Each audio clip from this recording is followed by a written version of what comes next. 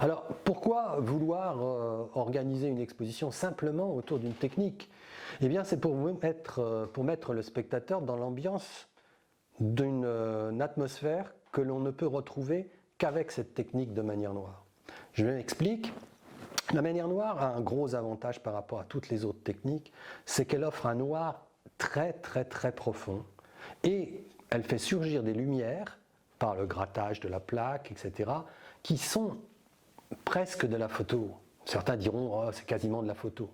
Eh bien, en réalité, c'est beaucoup plus subtil que la photo. Si vous regardez les dégradés qu'on obtient avec la manière noire, vous verrez que bien souvent, les photographes s'arrachent les cheveux pour avoir justement ces gris très subtils d'un passage d'un gris vers un blanc, qu'avec la manière noire, on peut, pas facilement, ça serait pas juste de dire ça, mais que l'on peut maîtriser. Si vous regardez de près une manière noire sans la vitre, vous verrez souvent qu'on expose sans la vitre parce que justement on veut que le grain du papier et de l'encre soit très visible. Eh bien, vous comprendrez que même la photographie en noir et blanc n'a pas cette pureté de dégradé, de subtilité, de noir profond et de blanc très lumineux, car tout ceci provient à la fois de l'encre et du papier. Voilà, je vous laisse regarder la suite de la vidéo et de comprendre un peu mieux comment chacun pratique pour obtenir ce résultat. Je vous remercie. Le principe de la manière noire, c'est de préparer la plaque telle qu'elle puisse retenir l'encre sur toute sa surface et qu'ensuite, sur ce fond préparé, on réalise le motif, on dessine en retirant ce grain, en le grattant, en le polissant, pour faire apparaître un motif quelconque.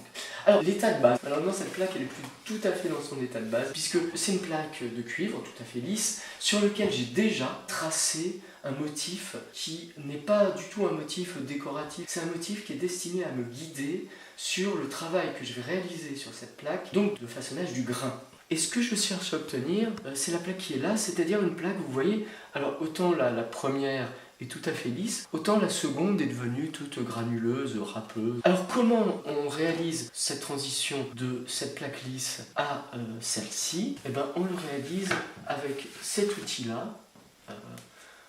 L'outil c'est essentiellement la lame qui est là. C'est une lame donc biseautée mais avec des petites rayures là qui font des petites dents sur le long de la lame. Et cette lame-là, on va la passer sur la totalité de la plaque. On la passe comme ça en fait en basculant la lame sur la plaque et en avançant comme ça. Alors on le fait manuellement comme ça. Et ce que je viens de faire, on voit que ça a rayé, que ça fait des petites lignes. Alors ça, il faut le faire comme ça, dans ce sens-là, puis dans un autre sens, etc. Il faut le faire de très nombreuses fois pour qu'on obtienne ça finalement. Une fois que cette surface est grainée, polie, dessus on peut dessiner un motif. Alors je vais sortir d'autres outils, cette fois-ci que c'est plus le berceau qui est concerné.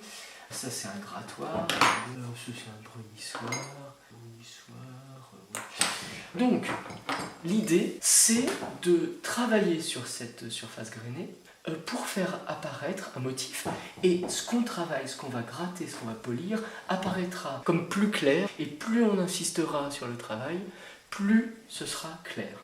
Donc on voit là, j'ai commencé à le faire sur cette plaque-là, en grattant, et là j'ai déjà beaucoup gratté et poli. Sur cette zone-là, par exemple, j'ai rien fait.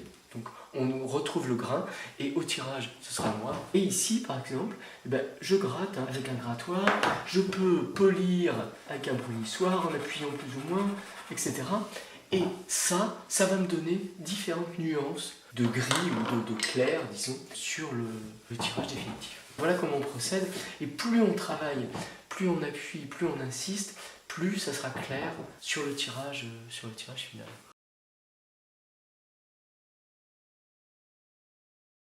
Alors, pour imprimer mon travail, je vais le poser sur une plaque chauffante, de façon à ce que l'encre soit fluidifiée par la chaleur et qu'elle puisse bien se répartir dans tous les trous. Alors, je fais mon ancrage.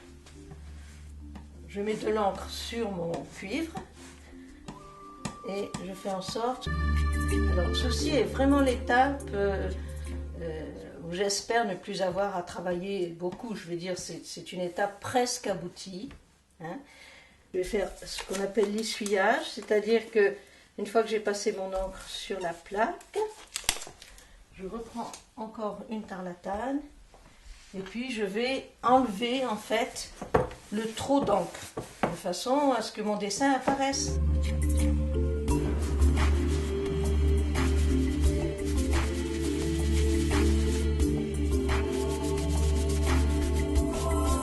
Alors, vous voyez, là où j'ai travaillé avec l'agate, hein, vous voyez, on voit déjà presque l'image, hein, tout ça c'est bien noir autour.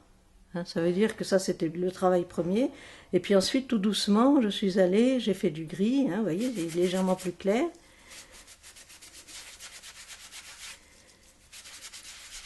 Il ne devrait être en brillant que vraiment le blanc.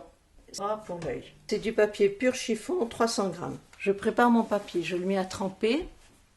Je le laisse égoutter l'un au-dessus de l'autre pour que l'eau rentre vraiment dans le corps du papier. Mais quand je vais faire le tirage, je vais légèrement essuyer avec des buvards. Je vais poser mon papier sur le cuivre. Alors, sur la presse, vous avez des langes. Il faut une certaine épaisseur pour que le passage sous les rouleaux qui sont très très forts, très solides et il y a une très grosse pression, n'écrase pas le travail.